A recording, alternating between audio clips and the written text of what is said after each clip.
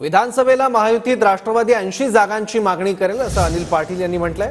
विधानसभेला आम्हाला 80 जागा मिळतील असं अनिल पाटलांनी म्हटलंय। तर 100 जागा मागा पण पक्षाच्या बैठकीत माध्यमांसमोर नको असं शिरसाट म्हणाले आहेत। ज्या गोष्टीचा अधिकार नाही त्यावर बोलणं योग्य नाही, संजय शिरसाटांनी अनिल पाटलांना हा सल्ला दिला आहे।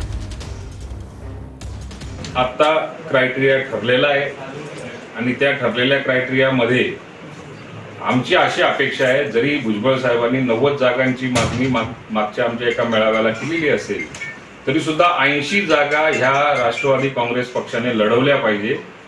त्यामध्ये ज्या ठिकाणी शक्य असेल त्या ठिकाणी एक सर्वे घेऊन इलेक्टिव्ह मेरिट तपासूनच त्या ठिकाणी जागेची किंवा उमेदवाराची घोषणा ही आतापासूनच त्याच्यासाठी कामाला लागलं पाहिजे।